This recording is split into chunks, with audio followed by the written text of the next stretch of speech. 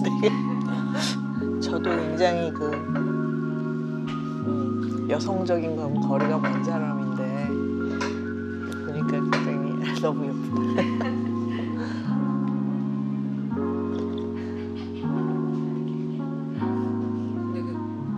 쇼피알이라는 말이 좀 인상적이던데 실제로 이렇게 막 심폐소생술 해도 살릴 수 없는 환자들한테 책임 소재나 나중에 이런 문제가 생길 수 있기 때문에 안 해도 되는 걸 일부러 한다는 건 어떻게 보면 인력 낭비일 수도 있고 여러 가지 자원이 낭비되는 부분일 수도 있을 것 같은데요. 선생님, 지금 우리나라 병원에서는 일단 뭐 그렇게 디폴트예요. 왜 특별히 내가 안 하겠다 의사 표현이 다 되어 있지 않으면 그냥 죽은 사람도 그렇잖아요. 일반 병동에서는 뭐 간호사가 매분 매초 올 수가 없잖아요. 그러다 보면 라운딩 도는데 돌아가셨어, 이분이. 돌아가신 걸로 발견이 돼요. 그래도 그러니까 모든 바이탈이 다 없어졌는데도 일단 블루코드를 띄워요. 그리고 가족이 올 때까지 심폐소생술을 해요. 의료진도 이 사람이 돌아가셨다는 걸 다 알아. 아는데 해요. 그런 일이 굉장히 많아요. 소송의 문제나 이런 것 때문에 그럴 수 없기 때문에 나중에 이제 거기 없던 가족이 뭐 소송 걸 수도 있고 뭐 이런 그렇죠. 일이 있다고 말씀하셨지 않습니까? 피할 수는 없을 것 같아요. 대국민 메시지가 많이 전달이 돼야 할 것 같고요. 젊은 사람이 갑자기 무슨 병도 없이 구정맥이나 이런 문제로 심장이 멈추는 거하고 다르잖아요. 그러니까 심장이 멈춘다는 게 다 이제 끝난 거거든요. 다른 기관들도 다 이제 기능을 멈추고 그리고 이제 다 올 일들이 온 다음에 심장이 서는 건데 그거를 심장 섰다고 무조건 CPR하고 시신 훼손 수준이 되고 하는 그런 일들은 너무 많죠. 이 병원에서 어떤 일들이 일어나는지를 아셔야 할 것 같아요.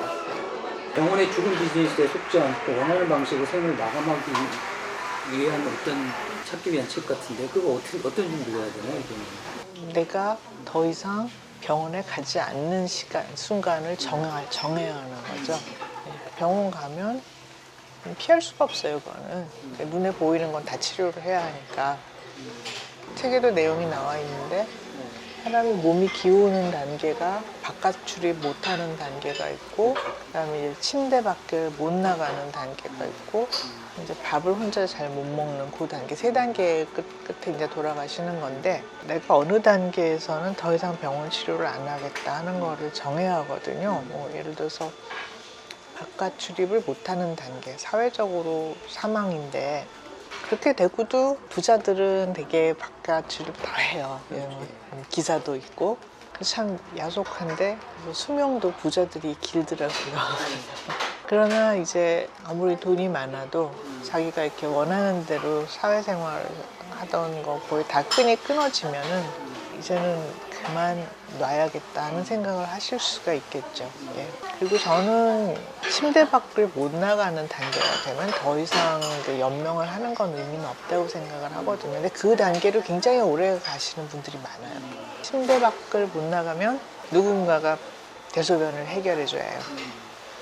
대부분은 이제 일반 가정들에서는 그 단계가 되면 요양병원을 모시죠. 그거를 해줄 수 있는 사람이 이제는 더 이상 없기 때문에 가족들이 그것을 해주는 단계는 이제는 지나갔다고 생각을 하거든요. 그리고 누군가 그걸 해줘야 하는데 과연 저 같으면 그렇게 되면 저 더 이상 이렇게 살고 싶은 생각은 들지 않을 것 같아요. 그런데 그 단계가 되고도 굉장히 오래 버티시는 경우들이 많죠. 강제로 급식하고 막 그렇게. 그럼 그날 바꾸기 위해서는 어떤 것부터 해야 되는데? 빨리 죽고 싶다 아마 없을 거예요. 죽음에 대한 생각 자체가 많이 바뀌어야 하는데 그러니까 내가 물러나 줘야지 내 뒤세대들이 나를 쓸 자리가 있는데 요즘 점점 사람들이 은퇴도 안 하려고 그러고 그러잖아요. 이런 생각 자체를 바꾸는 게 참 어려울 것 같아요. 근데 멀쩡하게 자기 기능을 잘 하는 아무리 나이가 많더라도 그런 분들한테 이렇게 삶을 포기해라 하고 말을 할 수는 없을 것 같고요, 아직은. 그러나 이제 피할 수 없이 정말 이렇게 다 기울어 가신 분들한테 이제 어느 단계에서는 이제는 놓아야 한다는 거는 왜냐하면 그런 분들 중에서도 그냥 끝까지 병원 신세 하다가 병원 신세 지다가 돌아가시는 분들이 태반이거든요, 아직도. 그리고 뭐 사람이 영생에서 냉동인간이 뭐 아주 뭐 젊을 때 불치병 걸리거나 하면은 그럴지는 모르겠는데 그렇게 영생을 하는 게 정말 행복할까? 죽음을 준비하지 않으면 죽음보다 더 나쁜 일이 벌어진다. 근데 어떤 일들이 벌어져요? 가족이 깨지는 거죠. 예. 우리나라 지금 민법이 너무 잘 발달돼 있어서 유류분이라는 게 있잖아요. 부모의 남은 재산을 가지고 이제 싸우고 소송까지 가는 일도 굉장히 많고 소송하면 다 보겠어요? 그 후에 안 보죠. 근데 다 깨지는 거죠. 이제 가족이라는 게. 제일 중요한 거는 저는 병원에 가지 말고 뭐 이런 얘기도 중요하지만 돈에 대한 문제예요. 재산 문제는 확실하게 그어놓고 가지 않으면 굉장히 이게 우리 자식들은 안 그러겠지 뭐 그러다가 그냥 가시면은 다 들고 일어나서 소송하고 그러거든요. 그러니까 우리 자식들은 그런 애들은 아니야. 하는 사람 치고 바보 아닌 사람 없더라고요. 자기 자식 자랑 많이 하는 사람 치고 그런 거는 자기가 본인이 잘 철저하게 그런 대비를 해야 하거든요. 몰라요, 세상에는. 돈 앞에 장사가 없더라고요, 보면. 치매 걸리면 죽음을 준비할 것이라고 말씀을 하셨는데 실제로 또뭐 정신이 또 돌아오시기도 하고 그렇기 때문에 그걸 또 죽음까지 생각한다는 건 좀 돌아오다 갔다 하면서 계속 나빠지는 거거든요. 그러니까 돌아오는 걸 보고서 희망 가지면 안 된다 생각해요, 저는. 어차피 돌아가실 때도 보면 어떤 날은 정신이 반짝하다가 또 어떤 날은 하고 이렇게 안 되고 이렇게 왔다 갔다 하거든요. 막바지라는 걸 이렇게 기운나는 거를 판단하기가 어려울 때가 있어요. 근데 치매도 그런 경우인데 어쩌다가 하루 반짝한다고 해서 저는 희망을 가지면 안 된다 생각을 하거든요. 근데 치매 문제는 되게 어려워요. 자기가 지금 치매라는 것도 모르고 치매가 되는 경우도 많고 하기 때문에. 또 소위 빅4 병원이나 빅5 병원에서 임종을 받지 못하면 불효라고 생각하는 이런 문화들도 좀 있지 않습니까? 이렇게 계약 최선을 다한 거다. 이렇게 수요는 한정돼 있고 다 그렇게 될 수는 없는 상황인데. 그렇게 되면 안 되죠. 네네, 그렇죠. 바꾸기 어려운 사람들이 다 그렇게 감기 걸려도 일단은 큰 병원에 가고 싶어하고 문재인 케어하고도 연관이 된 문제 같은데. 문재인 케어의 가장 큰 문제는 대통령께서 서울성모병원 로비에서 주먹 쥐고 천명하면 돈이 어서 뚝 떨어지는 건 아니거든요. 원래 우리나라가 의료비를 많이 안 쓰고 아웃컴은 굉장히 좋은 그런 나라에 속했거든요. 그 갭은 완전히 그 의료 인력들을 갈아 넣어서 만든 갭이라고 생각을 하거든요. 뭐 큰 병원 가면 하루에 환자 100명 간호사들 갈아 넣고 그래서 한 건데 이제 여기서 더 낮게 하면 돈을 더 넣을 수밖에 없거든요. 이미 지금 최대 효율로 돌아가니까 공공의료를 확보하겠다. 돈을 더 넣을 수밖에 없어요. 그리고 돈이 얼마가 더 필요한지도 참여정부 때 이미 계산이 나왔던 거거든요. 한 번도 그 재정은 마련이 된 적이 없었고, 그다음에 이제 보험공단에 들어오는 그 보험료 내잖아요.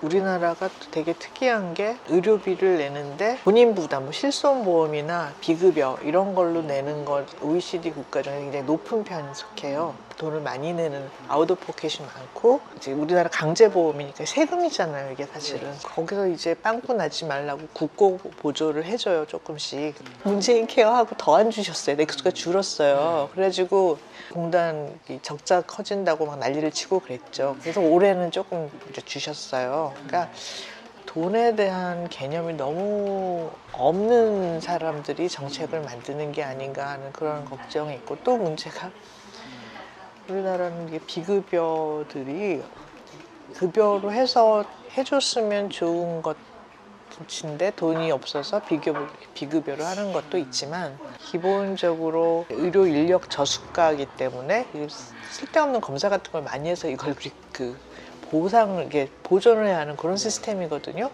그러다 보니 비급여를 해도 마땅한 그런 쓰잘데없는 검사들 이런 게 되게 많이 들어와 있거든요. 이거를 몽땅 다 급여를 해주겠다? 눈앞에 별 보이려고 하거든요. 제일 나쁜 게 편가르기예요. 의사하고 환자가 편이 갈라지면 안 되거든요. 그러면은 서로 다 피해거든요. 환자는 의사 못 믿으면 이 병원 저 병원 다니면서 닥터 쇼핑해서 결국 의료비는 훨씬 더 많이 들게 되고, 그리고 의사도 환자를 못 믿으면 검사만 그냥 말로 해서 되고 검사만 그냥 드립다 해가지고 검사 괜찮다 하고서 그냥 보내는 이런 식으로 되거든요. 말씀대로 또 간병인을 쓰려면 또 엄청난 또 비용이 들기 때문에 그만큼 또 돈을 벌어야 되고 이런 상황인데, 그럼 이걸 어떻게 보면 좀 국가나 사회가 좀 감당할 수 있게 준비를 해야 될 텐데, 그럼 어떻게 해야 돼? 로봇을 잘 활용하면은 그 부분은 좀 도움이 되지 않을까. 로봇이 나를 테이크케어하면 좀 덜 창피할 것 같아요. 존엄성이나 이런 면에서 좀 덜 창피할 것 같기도 하고, 사람 손이 너무 많이 가야 하는 거면 그런 부분은 어떻게 보면 기계의 힘을 필요하지 않을까. 그게 어렵대요. 이게 침대 들었다가 내렸다 하는 그거가 좀 쉽지 되게 어렵다고 그러더라고요. 그래서 이제 그런 것들을 위험하지 않게 잘 환자분 편하게 이렇게 잘 해주는 그런 기술들을 개발을 하고 있다고.